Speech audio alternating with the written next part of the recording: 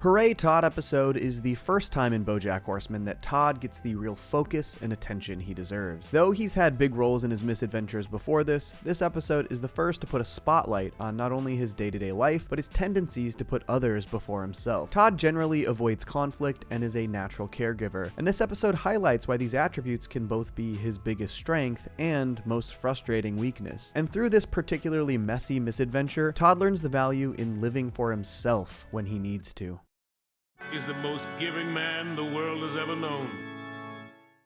The episode begins with Todd rushing to hit the finale triangle ding for an orchestra at the Hollywood Bowl. He makes it just in time. The band gathers at a bar after the show, and his bandmates gossip with rumors that they've heard about Todd. I heard before he played triangle, he was in a prison gang. I heard he was a tech millionaire. There is a rumor he is a foreign prince. These are all, of course, true rumors about Todd. Back in season 1, after going to prison for running Boreanaz's house, Todd tried to join 2 separate prison gangs. In season 3, he briefly became a tech millionaire after selling his rideshare app, Cabracadabra, and in season 2, he accidentally switches places with the Prince of Cordovia for a day, due to their uncannily similar appearance. But then we learn things we didn't know about Todd, as one of his bandmates gushes about Todd's profound effect on his life, calling him the most giving man the world has ever known. He saved my pregnant daughter from drowning in a shipwreck. Then he delivered her baby while they rode on the back of a piece of driftwood. This sets up not only the focus of the entire episode, but firmly reestablishes the things we've seen from Todd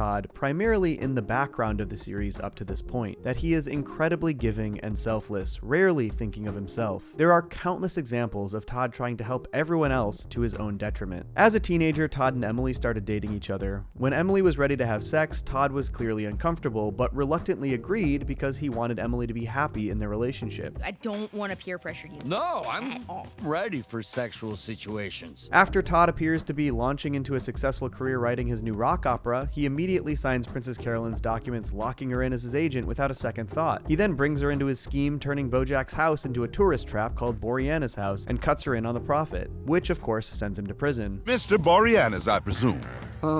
Would you like a boreable head? The aforementioned prison gang situation is another great example. Todd is wooed by 2 prison gangs in season 1, but he doesn't want to upset either of them since they both really like him. Rather than choose, Todd sets up a 2 dates at the same time situation and tries to keep them both happy, to very nearly deadly consequences. When Todd is nearly robbed by the celebrity stealing club, he actually helps them open up and reflect on themselves.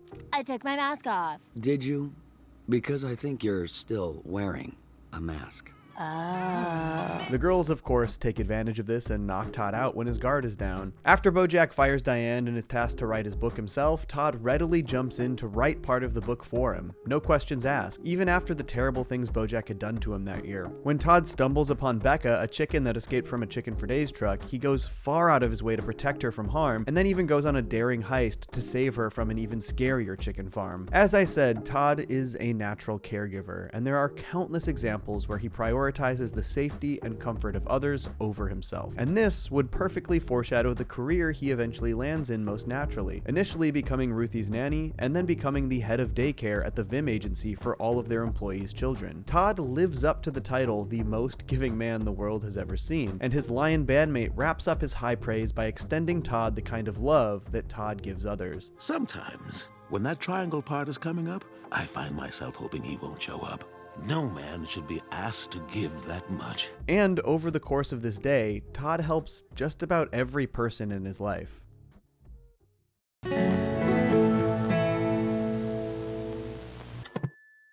Hooray Todd episode focuses on a particular day that really highlights Todd's selfless giving nature. Nearly everything he does is in the aid of others, and every single pitfall he finds himself in is not his fault. It's simply a byproduct of his attempt to help people. Even in his first sequence, which is primarily about Katrina and Mr. Peanut Butter working through his potential stance on fracking, it showcases Todd thanklessly helping Mr. Peanut Butter in the background, all without saying a word. First, he gives Mr. Peanut Butter his medication wrapped in a piece of cheese, which not only does he not expect credit for, it's something he's actually chastised for. Todd, don't distract Mr. Peanut Butter with your weird pocket cheeses. Despite this, Todd goes on to set PB's place at the table and make him a themed breakfast. Katrina then tells Todd to go get Mr. Peanut Butter's sunglasses at Vim, and Todd, being Todd, accepts no problem. Which of course leads to the next shenanigan that Todd unwittingly gets roped into, but we'll get to that later. After Todd arrives back with PB's sunglasses, Katrina chastises him again for not signing PB's name for a package, telling him to always sign his name when asked. This leads to Todd signing PB's name on an unambiguous pro-fracking petition, cementing his position. Eventually, it comes out in the press that PB is pro-fracking. A letter signed by Mr. Peanut Butter himself in full,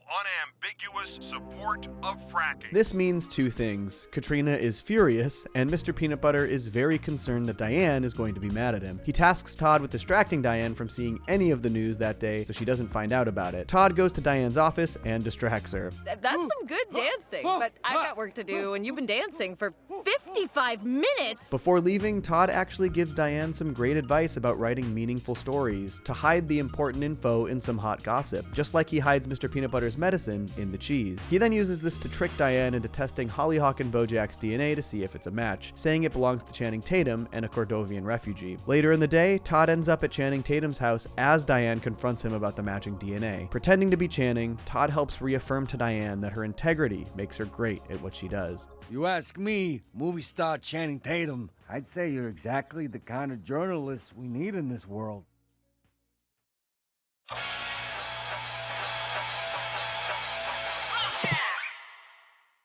When Todd heads to Vib to find Mr. Peanut Butter's sunglasses, Princess Carolyn ropes him into another subplot. She wants him to go on a date with movie star Courtney Portnoy to help her seem more down-to-earth and relatable. You can do that, right? You're not doing anything. Princess Carolyn, like most other people, and even like many viewers of the show prior to this episode, think that Todd doesn't have anything going on for himself, that he's able to help at their beck and call. This is the attitude Todd is met with the majority of the time, and being such a giving person, he generally obliges. This time, he actually tries to tell PC that he has things to do. I'm kind of busy today. I gotta pick up these glasses, and then tonight there was this meeting I wanted to go to. Princess Carolyn ignores Todd, and he of course agrees to go out with Courtney so the paparazzi can get some photos of them together. Later in the day, while at lunch with Courtney, Todd simply mentions a chain restaurant, and Courtney panics and leaves the lunch before it's over. Todd, I can never be your dirty peasant girl. I'm sorry. I must have absconded. Unfortunately, this prevents the entire reason PC wanted Todd to go out with Courtney in the first place, for the paparazzi to get those photos. And this of course eventually gets back to PC, and she berates Todd for messing up the plan, forcing him to meet Courtney at another event. Rushing to a Shark Jacobs fashion show,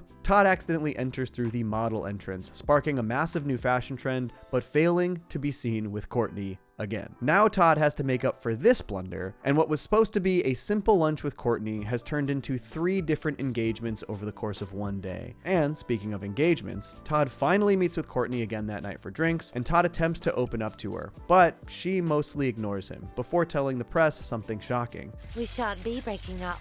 We're engaged. Hooray! I'm confused! Sadly, Todd's penchant for people-pleasing has now locked him into a sham engagement with a movie star that he has nothing in common with.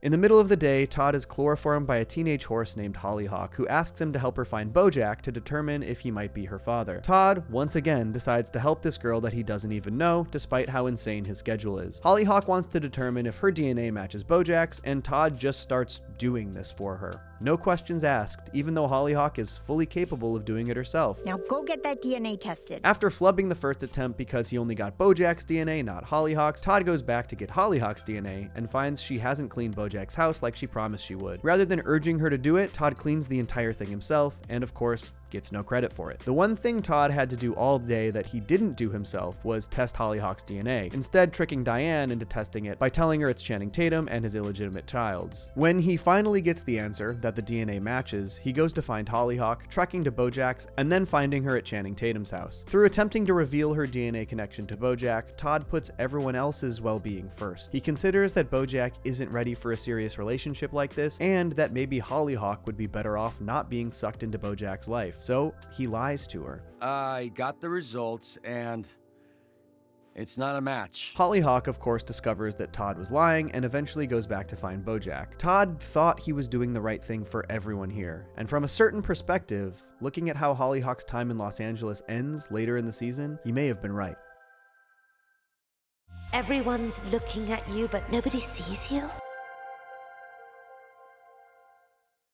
Over the course of this insane, intertwined day of selfless giving rests some incredibly important steps for Todd. Todd's first attempt to stand up for himself to PC was a failure, but when BoJack tries to rope Todd back into his orbit initially, Todd maintains a boundary. And after all the things I did to you, I don't know how to tell you. BoJack, we haven't talked in like a year. And that's actually been kind of working for me. This reluctance is a huge step for Todd, especially given how open he is to helping everyone else throughout the entire episode. But Todd still leaves the door open for BoJack a tad, thinking that he might properly apologize for the way he overlooks him. I definitely don't deserve to have a friend as amazing and generous and forgiving and thoughtful as Channing Tatum. Over the course of this episode and the series, Todd has all of these people who are willing to use him and help themselves, but they don't actually make attempts to understand him as a real person. And this is why what Courtney Portnoy says to him actually resonates so much. Do you ever feel like everyone's looking at you, but nobody sees you? Yeah, that's exactly how I feel. But even this is an example of somebody refusing to see Todd for who he is and making it about themselves, as she immediately writes off his commiseration. No, I was speaking rhetorically about a feeling that only movie stars get. But this helps Todd realize that talking through his feelings is a good thing. And he opens up to Courtney about the meeting he wants to go to, and his fears that his expectations might not meet the reality. And after this date, BoJack finally gives Todd the apology that he's owed. I got more of you than I ever deserved. If you never talk to me again, I just want you to know that I appreciate it. And I appreciate you. And this leads Todd to be willing to talk through his feelings even further. And for the first time, to anyone, Todd verbalizes that he thinks he might be asexual. It actually feels nice to finally say it out loud. I am an asexual person. I am asexual. And what makes this even better is that even though he opened up and had this wonderful moment of connection with BoJack, Todd didn't immediately fall back into his people-pleasing ways. He maintained his boundary with BoJack so that they can ease back into their friendship. He learned that he can do things that are best for himself sometimes. I don't know if I'm ready for us to be friends again yet. Oh. Okay. Todd learned to prioritize his own well-being, and with this newly learned lesson, Todd goes to his first ever asexual meetup to embrace this part of himself that he's now learning about. And he even skips out on tonight's big triangle finale with the orchestra at the Hollywood Bowl. Good for him. Todd's journey through this episode was tedious and frustrating, but he came out the other side with a better understanding of himself and his needs. And for that, all I can say is, hooray! And you know, I don't throw that word around lightly. BoJack Horseman is unique for a lot of reasons, but highest among them is the fact that the show so adeptly balances between relatable and profound existential stories and some of the wackiest hijinks you can possibly imagine. Somehow the show manages to feel deeply realistic while also acknowledging that it exists in a world filled with animal people. It's nearly a contradiction. There is one wackier episode, however, that I see get more hate than any other, and that episode is Chickens, Season 2, Episode 5's Todd-focused misadventure that does its damnedest to explain how eating animals works in a world where animals are people. But why is Chickens so hated? Is it specifically the subject matter? Did the humor just miss the mark? Is it the wrong kind of deep for its audience? I have a lot of thoughts, so let's talk Chickens. Chicken for days. Hey, this video is brought to you by two things today. One is my official compilation channel, Johnny Too Cozy, where I'm re-editing tons of my old videos into themed compilations, long videos that are great for sleeping or drawing. And second, my wonderful patrons who get tons of extra content exclusive to Patreon. We're currently in the middle of Season 2 of our BoJack Horseman audio commentaries. Check those out if they interest you. Thank you so much for your support. I couldn't do it without viewers like you. So I think right off the bat, the obviously off-putting thing about Chickens is that it is an uncomfortable episode. It illuminates the reality of this fictional version of the world, that there are effectively entire populations of people who are bred and raised to be food. It basically takes the aspect of the BoJack world that is supposed to be fun and silly, the fact that it's filled with animal people, and shines a light on the grim reality of what that society would have to look like, given that there are no regular animals, just animal people. These animals aren't like us. sauce. They're specifically bred to be eaten and genetically modified for maximum flavor. It takes the fun part of BoJack and it darkens it. And on one hand, I think it's pretty admirable for them to actually attempt to grapple with the reality of this aspect of the world they created. On the other hand, I do understand why people might look at it and say, ugh, I didn't want to think about that. We lovingly inject them with natural, delicious hormones, which makes them meat, thereby erasing any moral gray area. But I also find it very interesting that this is something that BoJack fans didn't want to see grappled with, when so much else of the show is a reflection of our own reality. Because while there is obviously a majorly fundamental difference in our world versus theirs, that being the whole animal people thing, this episode is fully a reflection of our own food and meat industries. We'll touch on that last though. But I think the first major reason that people dislike chickens is because it sort of removes the whimsy of the world of BoJack and points out the darker aspects within. But another thing that I do not think Chickens gets enough credit for is actually its character work, because this one does a ton of great stuff with BoJack, Diane, and Todd, much of which fully helps set up and define their journeys across this season. In fact, each of their stories here are sort of a microcosm of their seasonal arc. So first, let's talk BoJack.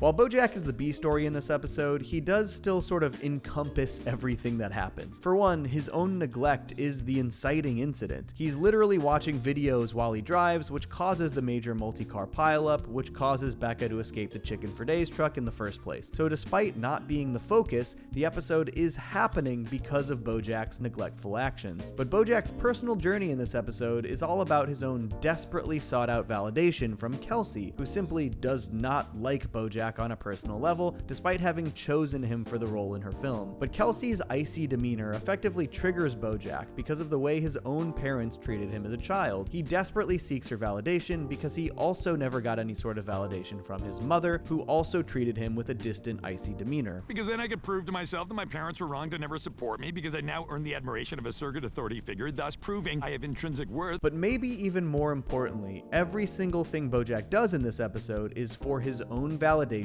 with no regard for any of his surroundings. In an attempt to win over the crew and give himself one-on-one time with Kelsey, he hires a burrito truck and pays for it himself, which entirely throws off the production. We could break for lunch, and you and I could get to know each other. The crew has more work to do. Once they've had a burrito, they're going to be off their circadian rhythm. Then, when BoJack does get one-on-one time with Kelsey, he doesn't show any interest in getting to know her. All he does is try to win her over by talking about himself. Did you like Never Been Kissed? Because if so, you're welcome. Can we have one conversation that isn't about you? BoJack also never fixed the car that he crashed into a deer a few episodes prior to this one, and the car then broke down while they were en route to find Kelsey's daughter. This episode showcases how at this point in his life, BoJack doesn't really seem to think about the consequences of any of his actions or beyond the moment he's living in. And yet, because of his privilege as a celebrity, he tends to somehow get by just fine. Even after the car breaks down, somebody stops to give them a lift in exchange for autographs, just no consequences for his own neglectful behavior. In fact, the entire episode is resolved this exact same way. After Diane, Todd, and Irving are arrested, only BoJack's connections get them off. Despite having caused the problem in the first place and fumbled every step of the way through the episode, BoJack's status lets him get away with everything. Sometimes when you think something isn't about you, you find a way to save the day and in the end realize that it was all along all about you. This is the attitude that would ultimately lead BoJack through one of the most harrowing episodes of the series, Escape from LA, Season 2's penultimate episode, in which BoJack acts with selfish, reckless abandon, giving underage kids alcohol, abandoning them at a hospital, and bailing when one of them gets alcohol poisoning, begging Charlotte to abandon her family and run away with him, and of course nearly sleeping with Penny. These things would nearly all come back to haunt him eventually in the series, and Charlotte's furious response was some of the first taste of consequence BoJack had gotten from his shameless actions this season. So even within this tiny contained B story, there are all of these thematic seeds for the most important aspects of BoJack's story this season, and the same is true for Diane.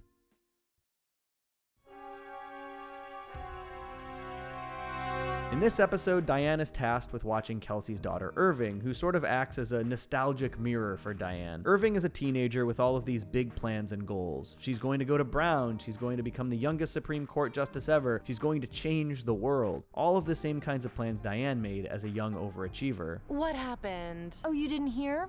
I changed the world. At this point in Diane's story, she'd taken a job on Secretariat instead of leaving to go to Cordovia, where she felt she could actually make a difference, do something that truly helped the world. So when she gets this pushback and indignation from Irving, it really gets to her, which is why she takes to Todd's misadventure so intently. She not only finds a goal, a tangible way to help someone, but is given an opportunity to do it in front of this younger person whose validation she seeks. And after they get Becca to Gentle Farms and Todd instantly regrets it, his words trigger that slumbering desire in Diane. Look, I know I'm just a screw-up and all my ideas are terrible, but with Becca, I was responsible for something. I had a purpose.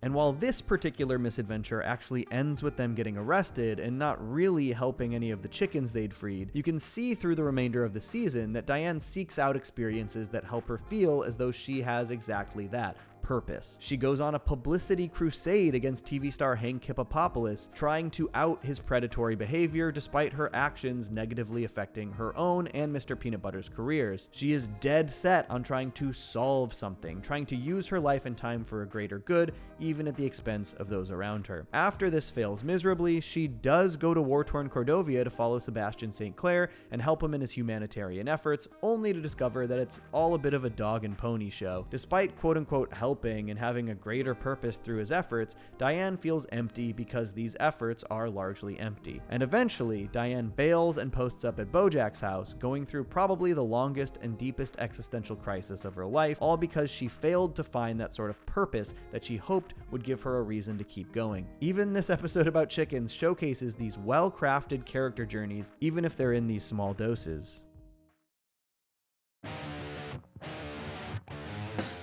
At its core, this is actually a Todd episode, which are too few and far between, honestly. In the beginning of this one, Todd is pitching PB live-in ideas to Mr. Peanut Butter, only to be ignored so that PB can go have a spa day. At this point in the series, Todd is sort of meandering and directionless, looking for more from his life, obviously trying to use his position at PB Live-In to facilitate that change. Princess Carolyn, I need something to do. A job or a task or a direction in life. You're my agent. Can you give my life meaning? Even Mr. Peanut Butter tells Todd to go and have one of his classic Todd adventures, which is not what Todd wants to hear when he's trying to find more in his life. And then, ironically, a classic Todd adventure drops into his lap that does give him meaning, helping Becca. But she's my best friend and the cops are looking for her, and Mr. Peanut Butter went to the spa and I love her and her name is Becca. I showed the clip earlier where after dropping off Becca, Todd laments that helping her was what gave him purpose. And now that that moment is over, he goes back to fearing what else he has to offer the world, which of course leads them back to Gentle Farms to try and save Becca and the rest of the chickens. But my favorite scene actually comes while they're trying to save and rescue Becca. This is one of the only real times that Todd and Diane really get any meaningful interaction with each other across the show, and at this moment, both of their struggles perfectly coalesce. They end up being exactly who the other person needed to speak with at this moment. Diane helps ease Todd's fears about his lack of clear direction at this point in his life. My whole life is just a series of loosely related wacky misadventures. I think that's just what being in your 20s is. And at the same time, Diane, fearing not only that she doesn't have a clear purpose now that she's turned 35, and also fearing how she's perceived by younger generations, is given this pretty great reaffirmation from Todd. Are you kidding? You're the coolest person I know. Really? Yeah, and you always know what to do and you don't take shit from anyone. And I really love this response from Todd for why he looks up to Diane, and this all really informs the rest of his journey this season. As he struggles to find a place and purpose, he eventually finds himself sucked into an improv cult. And not only does this make sense on the cult side of things, since he's struggling to find a place in life and is basically taken advantage of and told he has a meaningful place in their organization, but secondly, the improv of it all makes so much sense, since Todd expressed to Diane that he admires that she always knows what to do. Todd's whole life feels somewhat improvised in this show. Those aforementioned loosely related wacky misadventures. Improv puts a structure around what Todd's life already felt like, and it gives it more meaning. Honestly, for years, I always just appreciated this episode for the chicken aspect, but I've truly come to appreciate the ways it forecasted its main characters' journeys even more. But there is one last major reason that people seem to hate this episode, so let's get into it. Don't ask question, just keep eating. If there's one thing that people do not like to be morally challenged about, it's eating meat, which I also understand because it's such a fundamentally major part of our society, of our history, of nearly everybody's lives. Even the idea of acknowledging that it might not be morally okay is a lot for people to handle, and people get very defensive. Creator Raphael Bob Waxberg is a vegan, and his pointed intent with this episode was to try and illuminate the realities of these industries. Yes, I recall that the genesis was your idea about eating meat being bad. I originated that idea myself. And even within the show's metaphor, they aren't just showcasing the realities of the giant factory farms that provide so much of our food, which I think even many meat eaters can acknowledge is a horrendous system, but they even go after the smaller, humane farms that claim to do things in a more morally correct way. Well, yeah, but of all the places that will eventually kill her, Gentle Farms seems like the best. And while I don't necessarily expect this episode to change many people's minds about what they eat, I do wish people wouldn't get so defensive that they can't even try to understand the ideas. I think most people would respond to this by saying, because obviously in our world, animals aren't people. There would be a justified uproar if we were eating people. But I don't think that's quite the entire metaphor, because in our world, we also have animals that are and are not acceptable to eat. We have drawn a line and decided which animals are food and which animals are friends. And I do think that is something that is not acknowledged very often. I personally really roll my eyes when I see somebody up in arms because another culture eats a kind of animal that we wouldn't consider eating, while that same person happily eats the animals that we do deem acceptable to eat. What makes a dog and a pig so different? They actually have comparable intelligence. Is it just because we find one cuter than the other one? I personally eat meat, but I think this line of thinking is pretty reasonable to follow and understand even if you don't fully agree with it. But I think, even though it's through the metaphor of BoJack's world, the fact that this episode is criticizing eating meat and challenging perceptions of these industries, that is certainly one of the bigger reasons that many people tend to hate it. Even though it's not particularly preachy, it presents its ideas in a way that is very integrated into the story. Also, it's very funny. Who's your favorite Baroque composer? Bach? Not Vivaldi? But I really do think that while Raphael Bob Waxberg and writer Joanna Kahlo did a great job integrating some of these ideas into their world and this script, they didn't do it with the intention to shame or chastise or even with the idea that they were going to change all that much. I think they just wanted to craft a clever story that conveys these ideas, and I think the end of the episode pretty blatantly lays out what kind of a difference they think they've made. I think we really changed things for the better. Todd Chavez is widely seen as the comic relief character in BoJack Horseman, typically sporting incredibly silly misadventure side plots, bringing levity to the often heavy nature of BoJack's biggest stories. But despite this being his primary role, through his relationships, Todd goes on one of the most substantial stories of self-discovery in the entire show. In fact, while we learn a lot about characters like BoJack and Princess Carolyn through their dating life, I'd argue that Todd learns far more about himself through his dating life. And his journey is one that I've found that most fans are incredibly appreciative of, as it's not often that there's such overt asexual representation on television. So from Emily to Maud, let's take a deep dive into the dating life and subsequent journey of self-discovery of the incomparable Todd Chavez. Hey, this video is brought to you by two things today. One is my official compilation channel, Johnny Too Cozy, where I'm re-editing tons of my old videos into themed compilations, long videos that are great for sleeping or drawing. And second, my wonderful patrons who get tons of extra content exclusive to Patreon. We're currently in the middle of season 2 of our BoJack Horseman audio commentaries. Check those out if they interest you. Thank you so much for your support. I couldn't do it without viewers like you.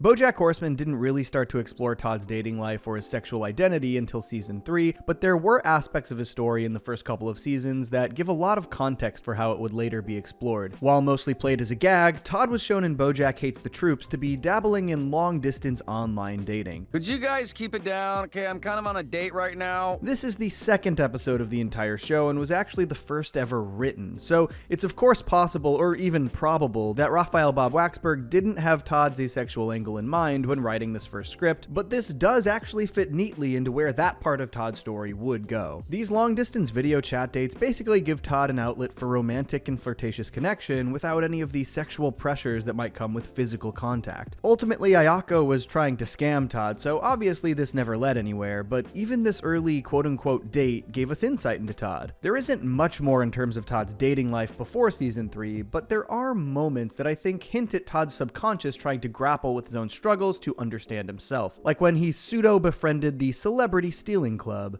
Happy? I took my mask off. Did you? Because I think you're still wearing a mask. After Todd sort of therapizes this thieving duo, they all open up about their own insecurities, and Todd acknowledges that he's got to be willing to be more vulnerable. Thanks to you guys, I think I'm finally ready to let my guard down. Do you hear that? He's letting his guard down. Let's get him!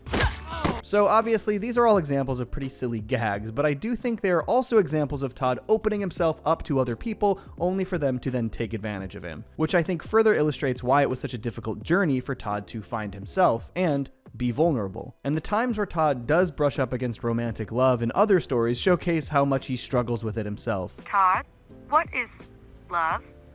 And I think Todd answers this question genuinely the best he can, which is to say, not particularly well. And when you don't regret the tattoo in the morning, that's how you know it's love. The phone even asks if they are in love before PC's work phone reveals that it is in love with Todd's phone. The entire thing is a pretty fun play on a her scenario, and it honestly ends in borderline tragedy, I'd say. To love is to feel pain. I do not wish to feel this pain. Please update me, Todd. Oh, this is too much. Though this is once again another silly gag of a Todd subplot, it continues to illustrate Todd's own discomfort and struggles with love and romance. Love is weird. And I think many of Todd's other shenanigans also illustrate his desire to find meaningful connection in a safe way that doesn't risk him being forced to confront his own struggles to understand his sexuality. Chickens, for instance, is an entire episode where Todd forges a connection that is meaningful to him, but in a completely protective and platonic way. She doesn't speak English, but she's my best friend, and the cops are looking for her, and Mr. Peanut Butter went to the spa, and I love her, and her name is Becca. Even his indoctrination into shenanigans and the improv cult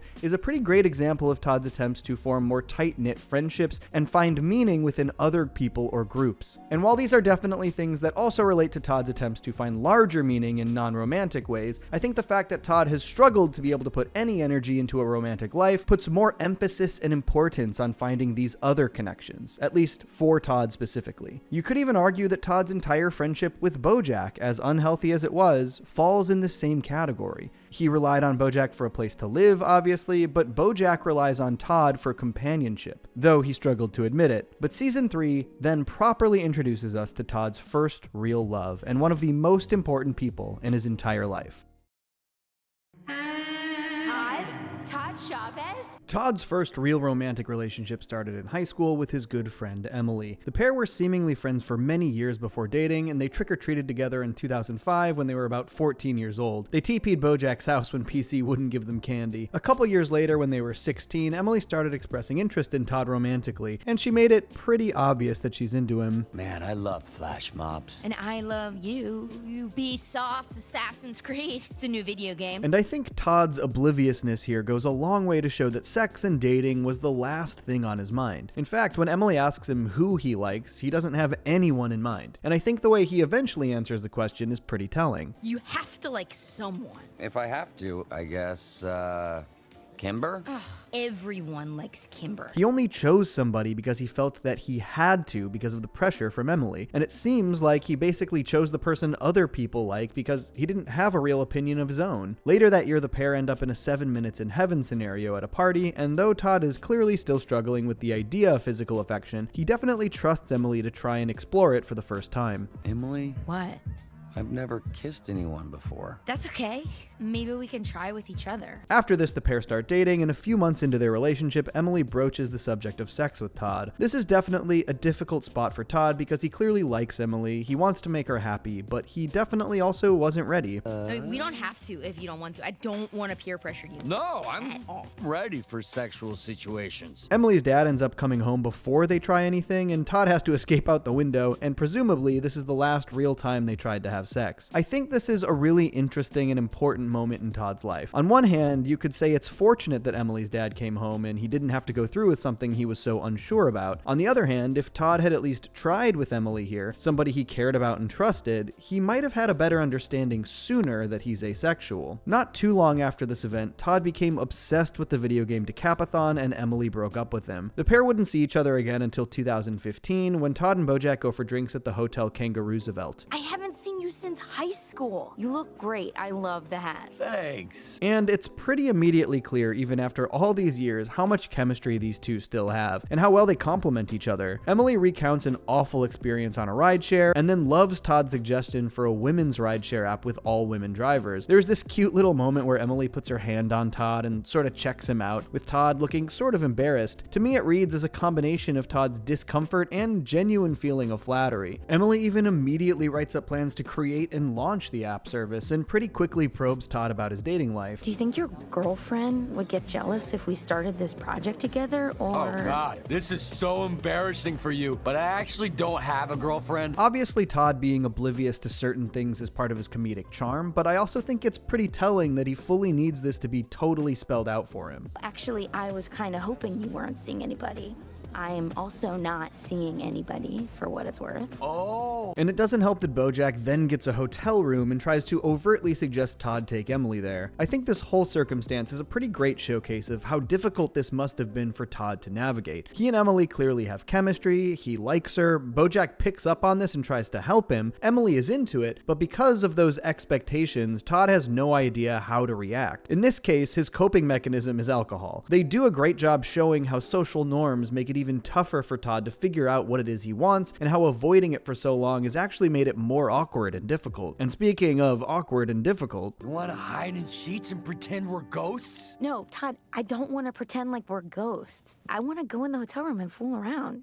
Do you? Obviously, I'm looking back at all of this with the benefit of having seen the rest of the story. However, with such little asexual rep in media, I think that most viewers might have been confused about Todd's mindset here. Does he just not like her? And I think they do a great job showcasing why this would be confusing for Emily as well. It seems like they have chemistry and interest in each other, but even Todd's deflections, like the ghost plan, indicate that he wants to keep hanging out with her until he finally gives up. Yeah. Good night! There's this really sad shot of Todd awake on his hotel bed, clearly distraught and confused over how he left Emily. But I do think something that maybe gets under-examined is how confusing the circumstance must have been for Emily. In this moment, it feels like flat-out rejection, which I think then also leads to this ill-advised hookup with BoJack, which she did pretty immediately feel was a mistake and show concern for how to tell Todd, but honestly, without any real communication on Todd's end, it's not particularly clear that there's anything between Todd and Emily yet. I'm tired of trying to figure out what Todd wants. But I think the more they work together on Cabracadabra, the more clear it is that Todd has genuine affection for Emily, and that the pair still have really cute chemistry, both professionally and potentially romantically. Actually, Emily and I came up with it together. Todd and Emily, you've done it again, for the first time! Everything about how Todd and Emily act together in this episode is pretty explicitly cute and flirtatious. Do you want me to whisper like this? Yeah, we can be real whispering. Absolutely all indications are that, on a personal level, these two are perfect for each other. But obviously, with Todd not really understanding what he needs in a relationship quite yet, alongside Emily's guilt for sleeping with BoJack, it doesn't really go any further. Later in the season, when Todd sells Cabracadabra, the two reconnect, now $8 million richer, and for the first time, the pair get honest in their communication. What's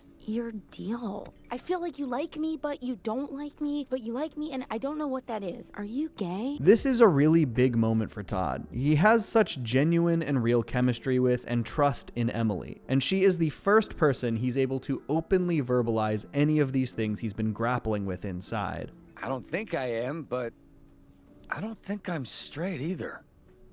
I don't know what I am.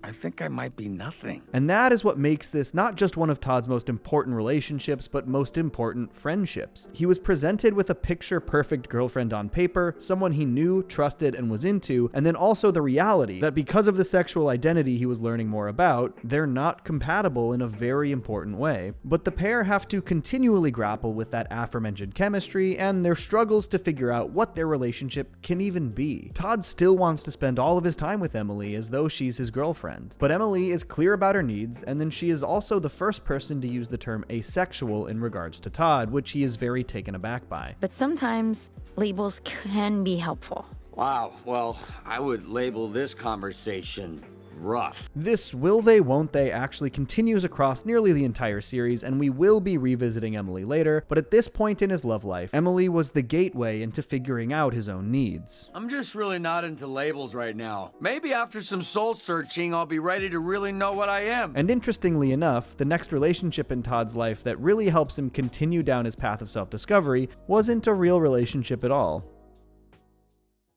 You'd probably like to take me someplace rough and primitive. After Emily, Todd goes through a period of soul searching, really hoping to understand exactly what he is and what he needs. But during this period, Todd also has to reconcile with the ways that the people in his life take him for granted, and the episode that explores this most thoroughly is Hooray, Todd episode. For a full rundown on this story, I have an entire video breakdown, but for now, we gotta focus in on one aspect of it: Courtney Portnoy. Princess Carolyn presumes Todd is free and asks him to go on a fake date with Courtney so she can seem more relatable in the press, and I think, pretty fittingly, PC's request tramples all over Todd's plans for his own self-fulfillment. You're not doing anything. I'm kind of busy today. I gotta pick up these glasses, and then tonight there was this meeting I wanted to go to. This will take no time, I promise. And Todd's fake dates with this movie star are honestly so funny. Todd is such a gentle and kind dude, and while Courtney is certainly genuine, she's maybe the furthest possible anyone could be from Todd. A chain restaurant?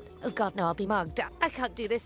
Todd, I can never be your dirty peasant girl. I'm sorry. I must have absconded. Since the paparazzi don't get the photo PC needed, Todd basically has to spend the rest of his day running place to place to try and get that publicity photo with Courtney, accidentally becoming a supermodel and ushering in a major new fashion trend in the process. When Todd finally catches back up with her, it's very clear how vastly different and unrelatable Todd and Courtney's lifestyles are, or at least that Courtney thinks they are. Do you ever feel like everyone's looking at you but nobody sees you? Yeah, that's exactly how I feel. No, I was speaking rhetorically about a feeling that only movie stars get. But despite this coming from an odd place, they do have this genuinely nice moment at the end of the episode, a moment that helps Todd understand that talking through his feelings is important. Of course, Courtney isn't really the person to talk to about these feelings, but Todd still expresses that maybe he isn't ready for that meeting he wants to go to, and he expresses his fear that it might not live up to his expectations, all before Courtney excitedly declares to the paparazzi that she and Todd are engaged. We're engaged! Wow! Hooray! I'm confused! Honestly, as crazy as it may sound, Todd's sham relationship with Courtney Portnoy might be the period of his life where he made the most strides in accepting and understanding himself. Though he didn't get much substantial advice in this conversation with Courtney, and he walked away from it thinking that maybe he wasn't ready to go to this meetup, it did lead to him deciding to talk things through with someone else, BoJack.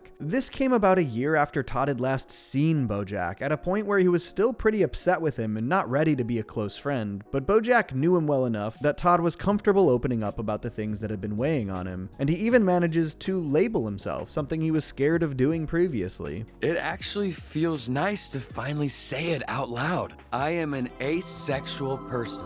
I am asexual. The episode ends with Todd actually doing what's best for himself instead of the usual what's best for others. He does go to that meetup for asexuals, a huge step, one of his biggest. It's also ironic that he went to this meeting on the same day that, to the public's knowledge, he got engaged to movie star Courtney Portnoy. But for the remainder of his relationship, he plays his part well. I'm Courtney's asexual fake fiance. He's a common person / supermodel. Being engaged to him makes me appear more approachable / glamorous. And I think one of the reasons Todd went along with this is because it was sort of easy. He was still learning about himself through his new friends in the asexual community, and his quote-unquote relationship didn't have any of the demands or expectations that might make him uncomfortable in an actual relationship. However, the more this sham relationship escalates, the more Todd learns about what he does actually want. After the disastrous release of Mistaken, Rutabaga and PC want to shift the news cycle by holding a surprise wedding for Courtney and Todd. A shock for Todd, to say the least. Being engaged is one thing, but I'm not sure I want to actually get married. But with the promise of no real strings attached and a big payout on the back end, Todd agrees to this. But it also seems like Todd was willing to resign his time to this sham because he didn't quite realize that being asexual didn't mean he had to forego the idea of any romantic relationship. relationship. John and I are aces and we're married. Really? Yeah. Todd was still learning about the possibilities and figuring out what works for him, and ultimately marrying Courtney Portnoy would prevent him from being able to continue down the path of self-discovery. But he may not have realized this as quickly if it weren't for the fake relationship. But I don't want a fake marriage. I'm sorry I didn't realize that before. It's hard to argue that this wasn't the period of the most growth for Todd in terms of learning about what he wants and needs in his romantic life, despite the fact that it was spurred on by something completely phony. Which is why I think, despite this not being a real relationship, it's still vitally important when talking about Todd's journey. And though the next step in this journey is a shorter one, it definitely gets him one step closer to where he wants to be. To whom? We actually first see Todd's next love interest, Yolanda, very briefly from the back when he first goes to the asexual meetup, but she properly debuts in a completely non-romantic way as a representative from the Better Business Bureau who's auditing Todd's clown dentistry business. It seems that many of your clown dentists aren't actually licensed to practice medicine. Right off the bat, even in this more professional context, it's so clear how different Yolanda and Todd are. Yolanda is very straightforward and pragmatic, while Todd is a free spirit who follows his heart, which maybe fittingly leads to him pitching a clown extravaganza that Yolanda needs to judge in order to decide if his business is legitimate. But I should warn you, I am a very tough crowd. I once met Paul Rudd at a cocktail party and I did not find him charming. This, of course, leads to Yolanda shutting down the business, which, let's be honest, is fully justified, and Todd releasing his clown dentists into the woods. I will say, as pragmatic as Yolanda usually is, Todd definitely ropes her into something pretty ridiculous after this. Those clown dentists get rabies and start attacking people, and she somehow agrees with Todd that she has equal culpability since her delegitimizing of the business led to Todd letting them free in the first place, which is obviously ridiculously shaky logic. But maybe we can headcanon that it's because Yolanda actually wanted to spend some time with Todd. But even in these interactions, we can see how different their personalities and sense of humor are. Call me 4 out of 5 dentist because I agree. What? I would even argue that this entire endeavor of trying to capture the clown dentists shows how out of sync they actually are. They set up this elaborate full-size game of mousetrap, and it just straight up does not work at all. It's only because of something Yolanda says in their escape that Todd gets a different idea for a business, a workout class where people run from rabid clown dentists. I gotta get in better shape. I keep saying I'm gonna run more, but it's just so hard to stay motivated. I think this sort of accidental success here maybe convinced this pair that they made a better team than they actually did. Todd basically says as much before Yolanda asks Todd out, but regardless, this moment is still really big for Todd. Yeah, I should tell you, I'm actually asexual. Yeah, I know. So am I. That's why I'm asking you out. Oh. I think this was the first time Todd really comprehended the reality that he could be out there dating other aces. Yolanda gives this cute smile as she walks away to Todd's realization, and the next time we catch up with Todd in the following season, they are dating. However, everything I said previously about the two being so out of sync becomes even clearer when they're together as a couple. Yolanda very tellingly and judgingly asks Todd what he's gonna do while she's at work all day. There's an old frog who lives down in the LA River. He owes me an egg salad sandwich on account of a caper we once went on. On one hand, I totally understand a significant other being concerned that their partner isn't growing into a more well-rounded person. On the other hand, I do think that it also illustrates Todd and Yolanda's fundamental differences in worldview. And that will satisfy you? At the end of your life, when you're looking back at this day, you'll think, that was a good day. While, again, I understand her concern for Todd's lack of employment and direction, I also feel a little bad for Yolanda here. Todd basically describes a fun old folk story that he's going to be a part of, an adventure where he makes shoebox instruments with a new friend, and Yolanda's day is going to be spent at work, like most other days. When I look at those two options, I feel like it's clear which one would be the more fun, memorable, and fulfilling day, and it isn't the one where you sit in an office. However, Yolanda is justified in worrying about Todd's lack of direction. Todd also introduces Yolanda to Emily, but they don't have much chemistry and the conversation is a bit awkward. Given that Todd and Emily are so in sync, I think Yolanda and Emily's obvious differences are also something that highlights the mismatch between Todd and Yolanda. Since we last saw her, Emily is has used her Cabracadabra fortune to make dating apps for herself and firemen exclusively, which gets Todd thinking about the idea of an asexual dating app. And while Yolanda is her ever-pragmatic self about it, feeling like the user base might be too thin, it's clear that this is mostly Todd expressing his own insecurities in his new relationship. But without it, asexual romantics might end up settling for just whatever other asexual romantics they might meet, even if they have nothing else in common. I think the saddest thing about Todd's admission here is that Yolanda basically also sees this, but she tries to justify it. But maybe it's good if they have nothing in common, because then they can help each other grow and change and become fuller, more well-rounded people. And this stems from her own fears and insecurities for sure, but we'll get there. What's clear from this first real look at Todd and Yolanda's relationship is that Yolanda isn't happy with the kind of person Todd is or wants to be, and she wants him to change. Todd, do you ever feel weird that you have no discernible life direction? No. Let me rephrase that. I feel weird that you have no discernible life direction. While I don't think this is completely unjustified, I do think that Yolanda is somebody who really cares about how people see her and how people might judge her. And this becomes very clear after this episode. Somehow, with genuinely the minimal amount of job searching, in his usual fashion, Todd stumbles into a huge gig, president of ad sales at whattimeisightnow.com. And I think once again, this helps highlight A, Yolanda's issues with how she is perceived. Keep your suit on. My parents are going to be so impressed I'm dating an executive. And B, why these kinds of life changes for Todd were never going to be enough to salvage this relationship. Todd is somebody who, for all his charms and flaws, is unabashedly himself. This is not the case for Yolanda. In fact, Yolanda had not even told her parents that she's asexual, which is even more awkward given that they're all professionals in some way that relates to sex and relationships. And so because Yolanda isn't honest about herself and her life, Todd gets caught up in these lies and schemes as well. Again, somebody who is just unabashedly himself. And so this entire night is just spent lying and pretending to be something else, even in ways that don't seem to matter much on paper. Todd is the president of ad sales. Look at you. And he went to a really good college. There are so many ways that this entire silly, complicated night of lies goes wrong, and it's a very fun inversion of the how do we sleep together at your parents' house trope. But even with the family immediately accepting Yolanda the moment she told them the truth, this evening reveals exactly why Todd and Yolanda don't work. Why did you tell your family I went to college? Oh, I don't know. I guess I just wanted you to seem impressive. Even after he got a job as an executive at a streaming network, Yolanda still felt the need to filter and lie about Todd because sadly, she is ashamed of him, and more importantly, of how he reflects on her. Todd thinks they should break up because they don't have anything but being asexual in common, and Yolanda reveals her clear insecurities and motivations to keep things going with Todd. He insists that there's going to be another guy out there for her who fits her needs better. And also doesn't want to have sex? Yeah, probably.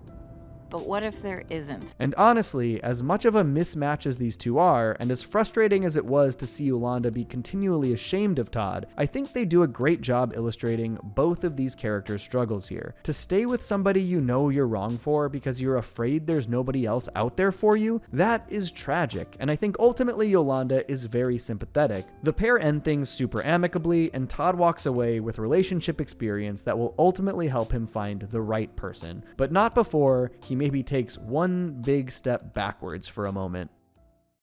I don't know.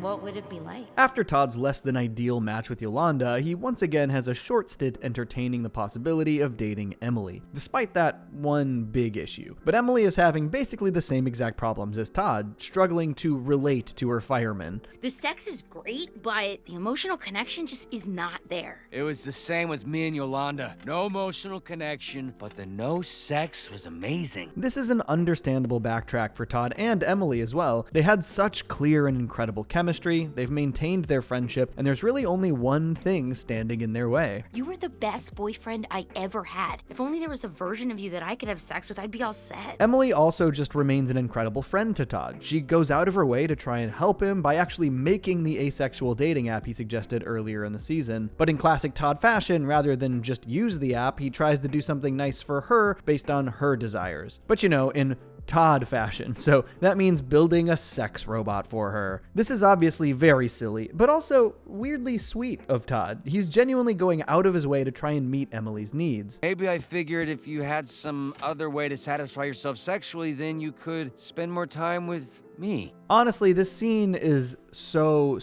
nice. The two actually just sit down and discuss if dating each other would be possible, and it highlights why there really is only one thing keeping them apart. If I got a promotion at work, you'd be the first person I'd tell, and you'd smile and say, "That's my boyfriend."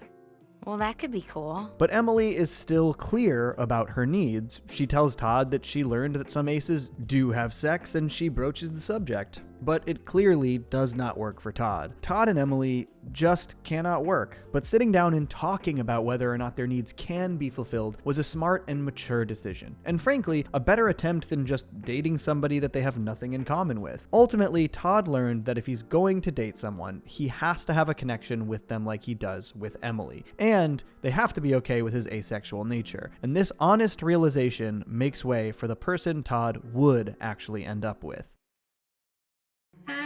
Todd, you've got the Mod Squad. Just kidding, it's just Mod. Todd and Maud. If there's one thing about BoJack being slightly cut short that bums me out most, it might be that I really wanted to see more Maud and Todd misadventures, because this couple is great. As it stands, it's a pretty neat bow on Todd's story, but it actually stems from a really important part of BoJack's story. Maud was introduced in the face of depression, working at the airport during BoJack's frequent jet setting. This episode does a ton of work showcasing the ways BoJack has changed for the better and how he's putting effort into being a more attentive friend. And this begins with Todd telling Boj about his All About That Ace profile. There's still no one else on the app, but when they join, I want to be ready. But as soon as we meet Maud, it is clear that she is the same brand of silly that Todd is. As Gandhi says, make the change you wish to see in the world. Goodbye, change. Good luck out there. I'll miss you. What? It's for the best. Go. The writers do a really great job in these very limited scenes showing off these cute, very Todd-like moments for Maud, down to pitching some incredibly unrealistic and unmarketable business ideas. But if their houses were made of cinnamon and dough, they wouldn't have to go anywhere. They could eat and live happily in their cinnabungalow. I think the way BoJack plays matchmaker here is really sweet, and again shows how much more attentive he was being to his friend's needs at this point in time. He picked up on the fact that Maud was maybe also ace and gave her a suggestion.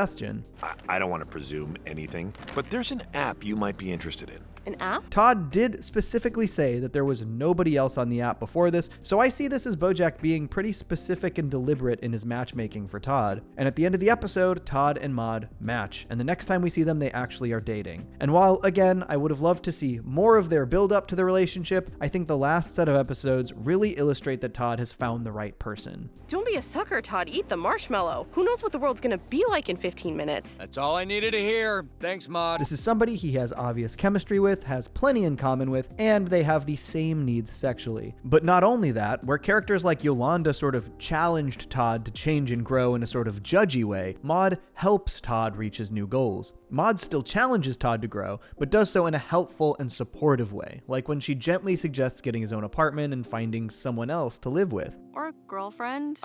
But Maud, you're my girlfriend. Not only that, she even specifically helps Todd plan and present his pitch for a promotion at Vim to run a company daycare. With Maud's support, Todd immediately starts moving up and growing in his life in new ways. She understands him and knows what kind of support he needs, and their chemistry is clear throughout Todd's big successes. I never realized my boyfriend was butter. You're right. I am on a roll. And though I wish she had gotten a bit more focus in the end, she supported Todd through his difficult journey reconnecting with his mother as well. If the show had continued, I'm sure we would have undoubtedly gotten some incredible misadventures between the pair, and I really wish we had gotten to see that, but man, I do just love Maud and Todd together. Though I maybe wish we could have gotten more substantial on-screen Maud and Todd action, ultimately the most important thing was Todd's journey to Maud. Over the course of the series, Todd is easily the character who learned and grew the most through his dating life. Todd confronted aspects of himself that even he had difficulty understanding at first, and then navigated the dating world from a much more difficult perspective than most do, and despite some starts and stops along the way, every step of that journey helped lead Todd to his most realized self. And fittingly, that's also one of BoJack Horseman's most important messages. You do the hokey pokey,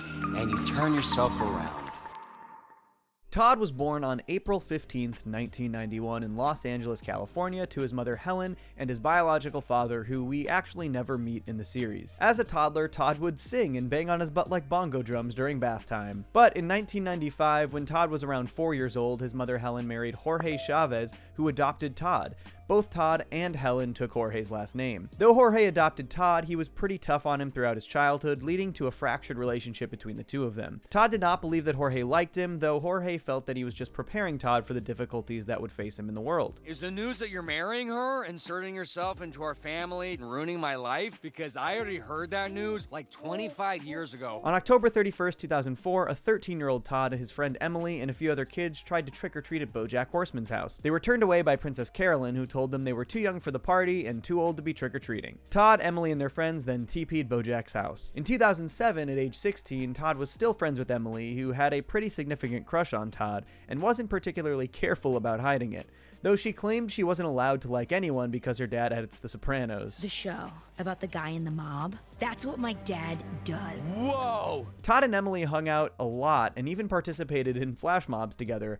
Later that same year, the two of them were paired up during a game of 7 Minutes in Heaven and made out, leading to Emily asking Todd out. The two of them became boyfriend and girlfriend. 2 months after this, Emily asked Todd to have sex, to which Todd reluctantly agrees, but only moments before Emily's dad comes home. To escape, Todd shimmies out the window down a film reel of the series finale of The Sopranos. As he lands, he rips off the final section of the reel, permanently removing the final sequence of the episode. Within the next couple of years, Todd gets hopelessly addicted to the video game Decapathon. This addiction caused him to flunk out of high school, Emily dumps him, and his mother eventually kicks him out of her house. Todd didn't contact his mother or Jorge for years after he left their house. Sometime after 2008, but likely before Halloween 2009, Todd spent an entire year on the run from the Russian mafia. But on Halloween 2009, an 18-year-old Todd returned to BoJack's house and actually attended the Halloween party this time. During the party, BoJack got the news that his father died in a duel, and after the call, he returned to his house to see that the only person left was Todd, emotionally opening up to Todd in the process. I don't feel anything.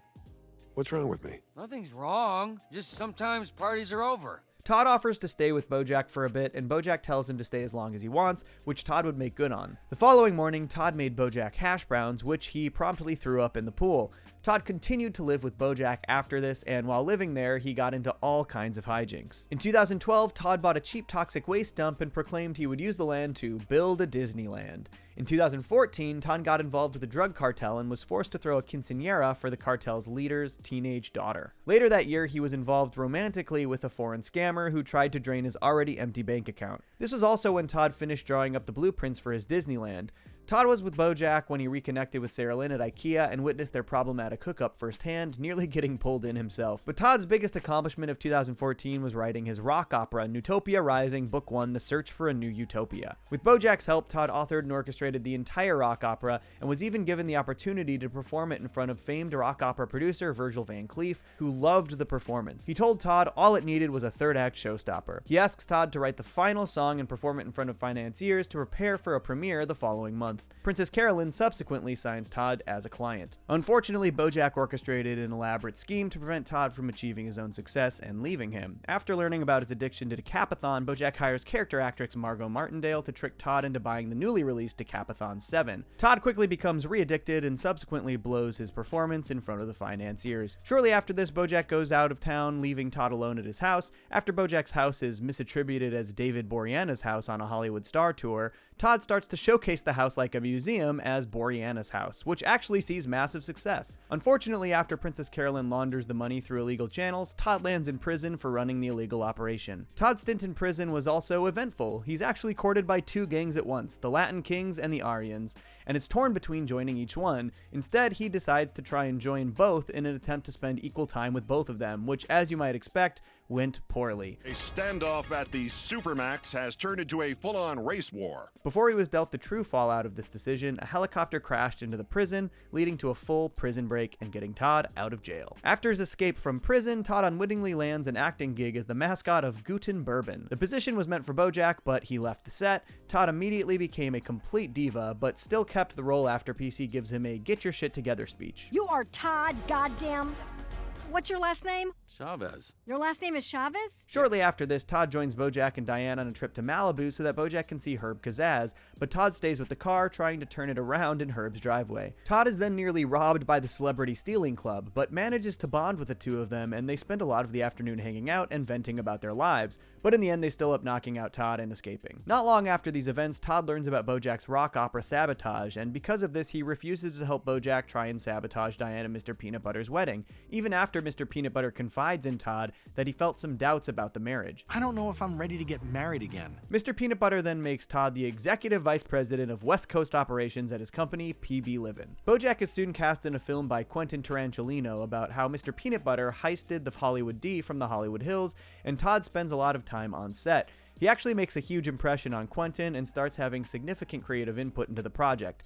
Eventually, the two develop the script into a bi-monthly curated box of snacks. BoJack accuses Todd of doing this to get back at him for sabotaging the rock opera, but Todd admits this wasn't his intention. After Diane's version of BoJack's book is finished, BoJack fires her and attempts to write the book himself with the help of Todd and Sarah Lynn. The three of them go on a drug-fueled writing bender, putting together a barely cohesive manuscript and hallucinating wildly at the same time. On Christmas 2014, Todd and BoJack watch a Horse and Around Christmas special called Sabrina's Christmas Wish together. A few months into 2015, Todd finished construction on his Disneyland. He was then promptly sued by the Walt Disney Company for obvious reasons, but he miraculously won in court after discovering that Walt Disney accidentally trademarked Disneyland with 2 eyes instead. Unfortunately, shortly after this, Todd's Disneyland caught fire and burned to the ground. Later, Todd accompanied BoJack to Herb Kazzaz's funeral and subsequently went on a scavenger hunt with the cast of Horse and Around. Todd, however, gets sidetracked and discovers the prop used in Family Matters that made Steve Urkel super cool, turning him into Stefan. Despite this being just a prop, Todd uses it to become the cool version of himself, Toad. Who's Todd? My name's Todd. Todd Chavez. Toad basically has the coolest day of his entire life, though the moment BoJack sees his new attitude, he criticizes him, knocking Toad back down to earth and into Todd again. After Diane's birthday party that year, which ended in a big fight, Todd leaves with Princess Carolyn. While PC goes up to her apartment, Todd is left with her phone and his own phone, which, due to a software error, both develop sentience and fall in love. When the phones update, they lose sentience and revert to normal phones. Tragic. Oh, this is too much. Later that year, a Chicken for Days truck filled with chickens that were meant to be slaughtered crashes. One chicken escaped and found its way over to Mr. Peanut Butter's house and started another wacky Todd adventure. Todd spends the day with Diane trying to save Becca, the chicken, from being sent back to the slaughterhouse and killed. They take Becca to a smaller, more quote-unquote humane farm, but quickly change their minds and break her out.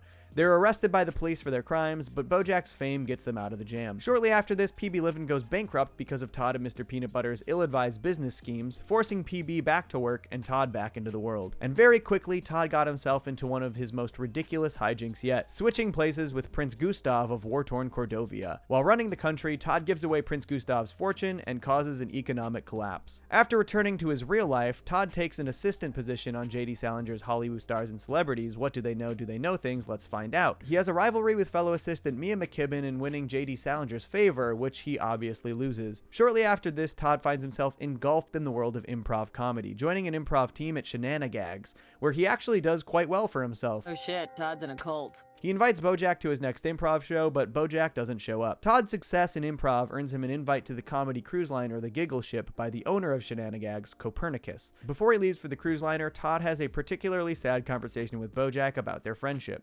We had some good times, though, right? Did we? Right. But on the Giggle Ship, it quickly becomes clear that this really was a cult that is exploiting its members. Fortunately, BoJack boards the ship and manages to rescue Todd while exposing Copernicus as a fraud. BoJack connects with Todd over the first time they hung out together and reaffirms their friendship, and the two escape. Later that year, Todd accidentally falls asleep in BoJack's luggage before a trip to New York, waking up in the hotel and promptly getting lost wandering the hallways. Back in Los Angeles, Todd and Mr. Peanut Butter upset a skunk and get sprayed in the process. They take a bath in tomato sauce at PC's suggestion, eliminating the skunk smell, but tracking tomato sauce all over Mr. Peanut Butter's house. Soon, the day of Secretariat's theatrical release would hit, and Todd wakes up BoJack out of excitement for his friend. The film is a rousing success, and the two of them hit the town to celebrate, going to the Hotel Kangaroosevelt for drinks. While there, Todd runs into his ex-girlfriend, Emily. While spending time with Emily, Todd brainstorms an app idea, a rideshare app for women that only has women drivers. Emily reaffirms that this is a really great idea, while also gauging if Todd is still single or not. So, do you think your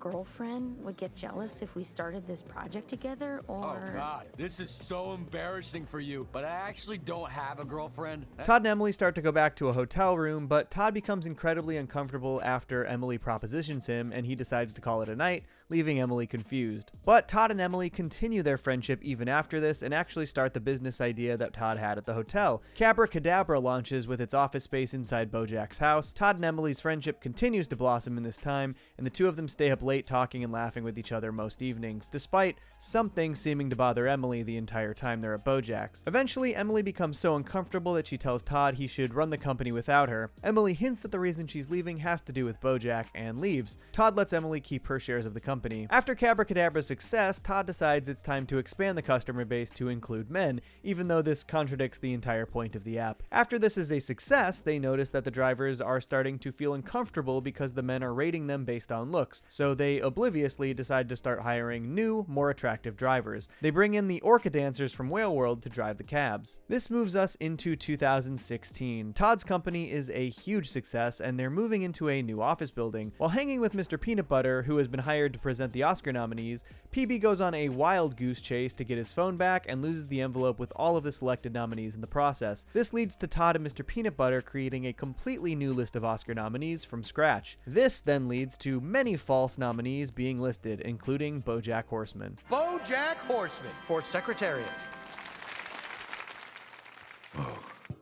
The next morning, Todd stops by BoJack's house to find a sad and lonely BoJack, and BoJack begs Todd to stay with him, claiming Todd owes him for everything he's done for him. BoJack then reveals that he slept with Emily that night at the Hotel Kangaroo Roosevelt, much to Todd's shock. You had sex with Emily? Todd angrily tells BoJack off as BoJack attempts to apologize, telling him to stop making excuses, that it isn't his parents or the bad things that happened to him. He is the problem. You are all the things that are wrong with you. A little over a month later, Mr. Peanut Butter sells Cabracadabra, and Todd receives $8 million for his stake in the company. He meets up with Emily to talk about their newfound riches and success. During this conversation, Emily asks Todd if he's gay. This isn't the 1600s or some places in the present. Todd says he doesn't think he's gay, but he doesn't think he's straight either, and that he thinks he's nothing, showing that Todd is really grappling with his sexual identity. When the two of them get the bill, Todd realizes he accidentally tipped the waitress his entire $8 million fortune and laughs it off. Broke once again. In October that year, Todd meets up with Emily again to catch up,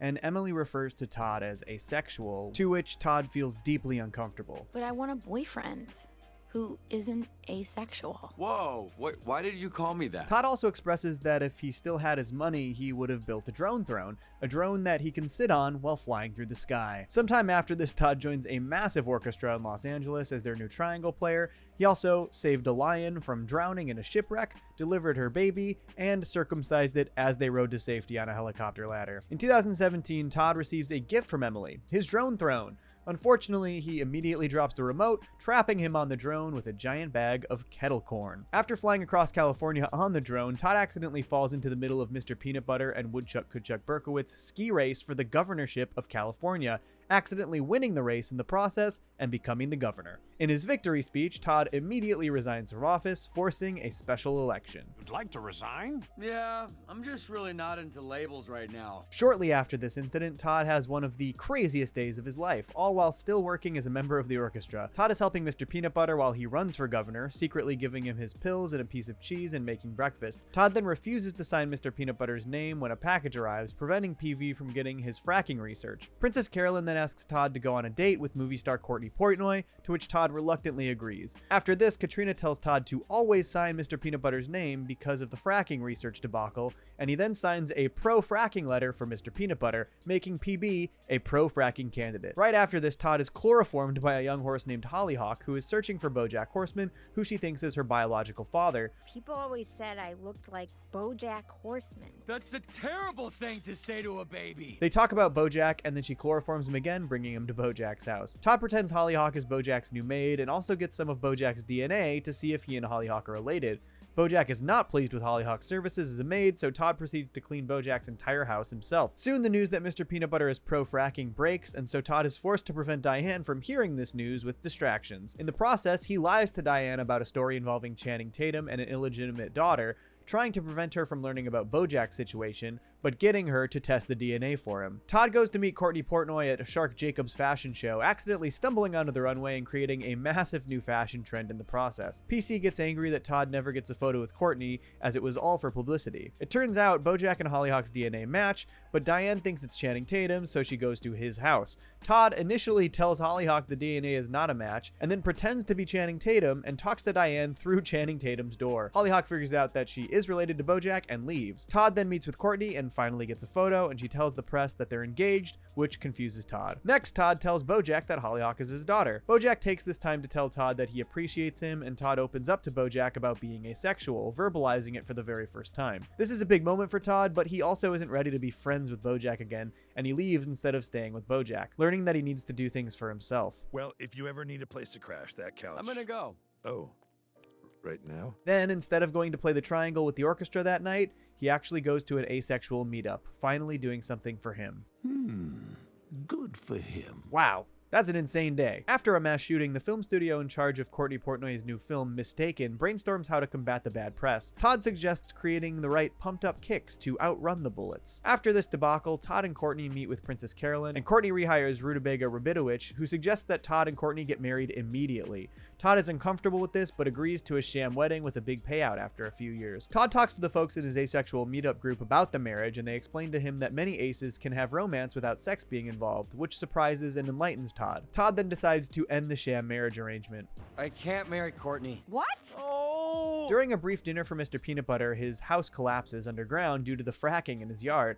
Todd and Princess Carolyn are separated from the remainder of the party and end up running into an ant colony. They help mediate a negotiation with the ants to allow for the house to be returned to the surface, which is successful. Shortly after this, Mr. Peanut Butter ends his race for governor and starts up PB Livin' again. He and Todd start pitching ideas to their lawyer, and Todd pitches clown dentists. They start to work on this clown dentist project and run the operation out of Princess Carolyn's apartment. Unfortunately, this operation is then put under investigation by the Better Business Bureau, with an axolotl named Yolanda in charge of the investigation. Todd is forced to put on a clown extravaganza to save his business. He prepares for this show with his clown dentist and Princess Carolyn, but first the Clintists help PC get to Paramount Studios for an important meeting. 1 week later, they put on the show, and Yolanda hates it, ending the clown dentist business once and for all. I must recommend that you dissolve this venture immediately. Todd releases the clown dentists into the woods by the abandoned insane asylum and elementary school. After Princess Carolyn has a breakdown, Todd brings her into the woods to give her a get your shit together speech, and gives PC some shockingly great advice about her life and career. The woods are dark and scary, but the only way out is through.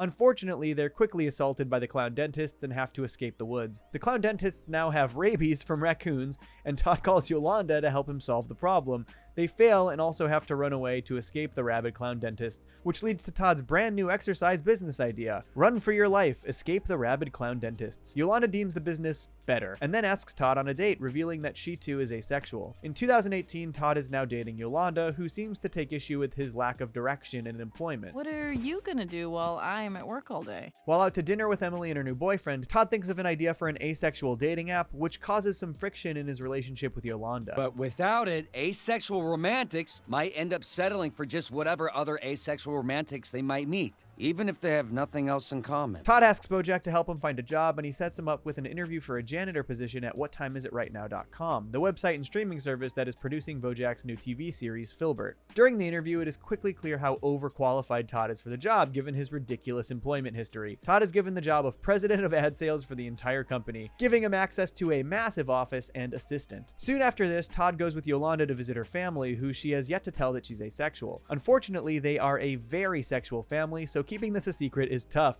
The family wants the couple to make love in their house. After Yolanda's mother and twin sister try to seduce him, Todd accidentally reveals that he's asexual, while Yolanda's father plans to give them a barrel of aged family lube. This all results in a wild family fight, spilled lube, and a slippery Todd gliding gently out of the house. As it turns out, the family was very accepting of Yolanda's asexuality, but Todd took issue with the fact that Yolanda lied about Todd going to college to make him sound impressive.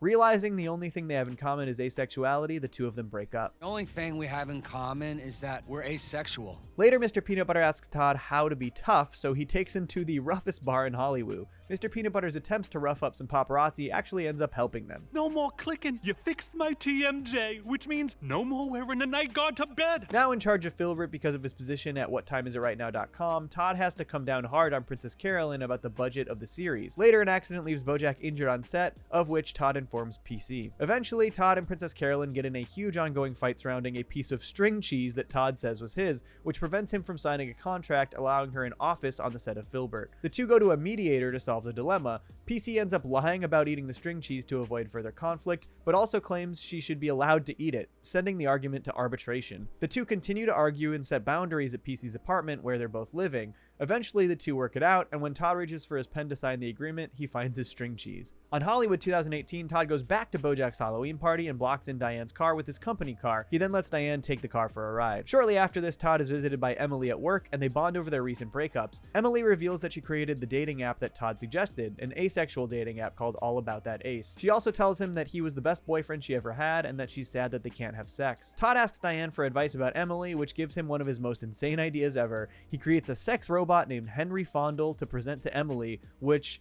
does not go well. I'm not sure you understand how sex works. Henry Fondle then ends up setting the floor on fire. Todd and Emily lament the fact that they seem incompatible and seemingly break it off once and for all. Todd goes to get rid of Henry Fondle, but he says, let's get down to business, so Todd brings him to work with him. Miraculously, Henry Fondle gets himself a job at whattimeisritrightnow.com from the CEO himself. Henry Fondle then renews Filbert for a second season. As Filbert releases, Todd panics, realizing he was supposed to sell ads for the show, but forgot, and offers to sell $30 million worth of ads as quickly as possible. After a horrendous incident on the set of Filbert where BoJack strangled his co-star Gina, Todd questions why production stopped. Todd then tries to pull the plug on production entirely, but PC ends up stopping him. Now, can you give me a chance to get everything under control?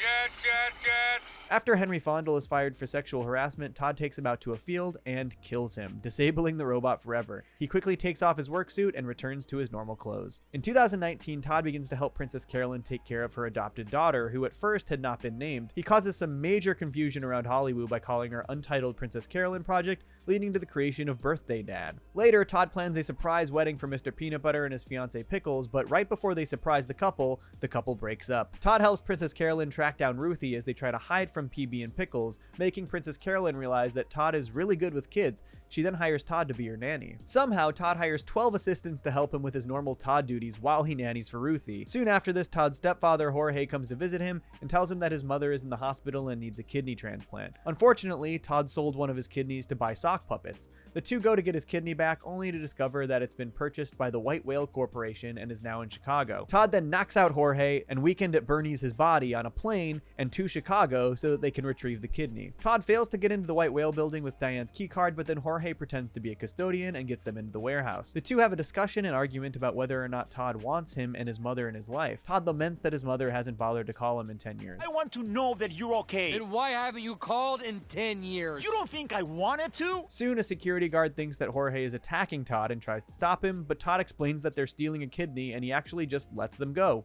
With the kidney. They take the kidney to the hospital. While there, Jorge reveals that he was hard on Todd to prepare him for the tough world ahead of him, but realizes he was mistaken that he needed to do this because Todd is white and had a very different life than he did. Todd leaves the hospital without saying hello to his mother, but tells Jorge she has his number. Shortly after this, Todd tries to open up to BoJack about his mother at the Silver Spoon Diner, but BoJack doesn't pay much attention. Moms are weird, right?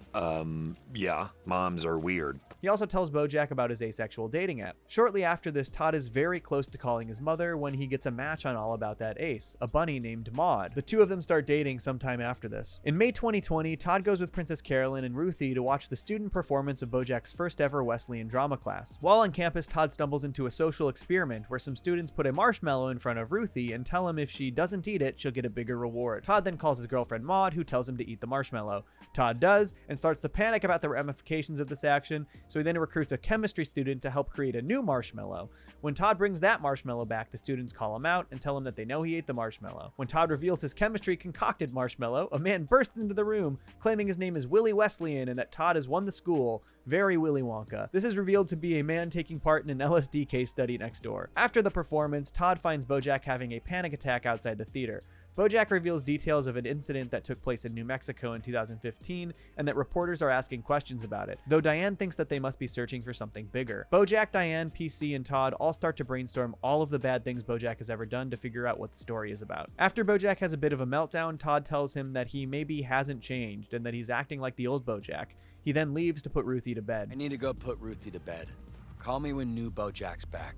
BoJack eventually learns that this new story is about his role in Sarah Lynn's death in 2016 and schedules a TV interview with Biscuits Braxby to talk about it. The day of the interview, Todd asks BoJack if he's ready for it, before asking Princess Carolyn if he can have a night off to go on a date with Maud that week. While on the date with Maud at her parents' house, Maud asks Todd if he wants to watch the second BoJack interview, which sends him into a bit of a reflective moment. That guy was my best friend for like 5 years, but not because we have anything in common. I just landed at his house one night. Ultimately, the two of them decide they should move in together. Not long after this, Todd and Maud move into their new apartment together. Todd decides not to invite BoJack to their housewarming because of his new reputation after that second interview. They have a great party with tons of friends, though BoJack does show up uninvited, forcing Todd to ask him to leave. I'll see you around.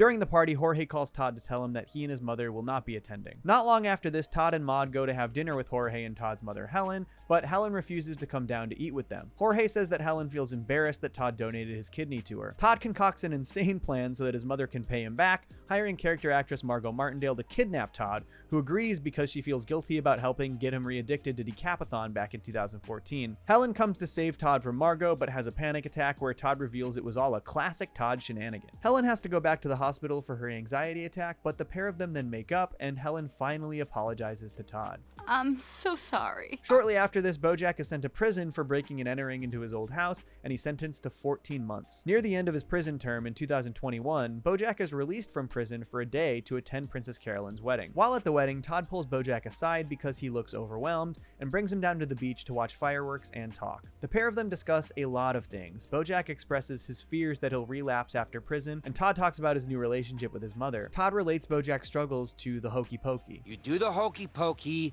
and you turn yourself around. You turn yourself around. That's what it's all about. The two of them stand on the beach looking out at the ocean. And that's where Todd Chavez's story, as we know it, ends. Todd is without a doubt the character who did the most in BoJack Horseman. It's hard to describe just how many shenanigans he got into or how many jobs he had. But we can try.